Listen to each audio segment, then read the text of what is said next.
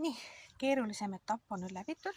Olen nüüd lõpetanud esimese suure poti lammutamise. Näitan, mis siit siis tulid risoomid. Selline on nüüd väga korralik risoom. Siit on nüüd näha küll, et ma lõikasin ta küll läbi, aga see koht nüüd natuke kuivab ära ja paraneb ilusti ära.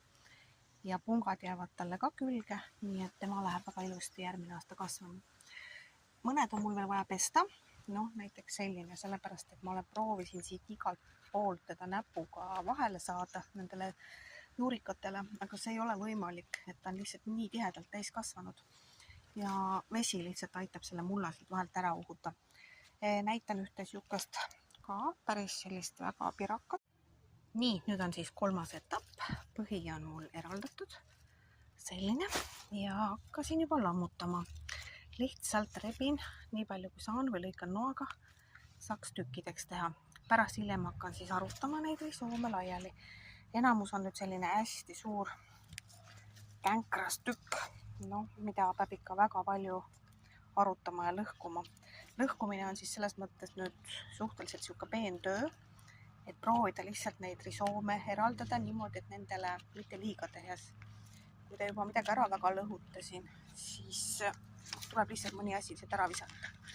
Aga lõhkumist on siin nüüd kõvasti ja muld on kõik sihuke tihedalt siin ümber.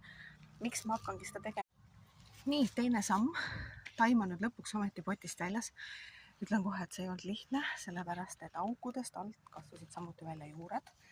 Siin on nüüd näha, et taim on väga hästi suve jooksul kasvanud. Ta on väga palju juuri ajanud. Risoomid on juba jõudnud täiesti siia poti külje alla, kus nad on siis poti natukene lössi vajutanud, aga kuna pott ei ole tavaline pott, vaid on seguämber, siis on palju vastupidavam kui tavaline poes müüdav plastikpott. Ja nagu näha, siis ta on risoomid täitsa laiaks litsunud. Nii, väga palju on siin juuri. Nii, nüüd järgmine samm siis, mida peaks siis nüüd ette võtma. Võtma lihtsalt ühe hea tugeva noa või sae või mida iganes teil siis on. Tere hommikust! Praegult on sihuke mõnus põud, et ma alustan ka oma kannade tagasi lõikamist ja talveks ettevalmistamist. Miks siis juba nüüd? On see, et see sort nagunii ei õitse. Tegemist on siis tõrkemiga ja mul on ta lihtsalt samm praegult kuivana ära pakkida. Hakkasin juba siit alt ära lõikama varsi. Varred ma lõikan ära siis umbes 10 sentimeetri pealt.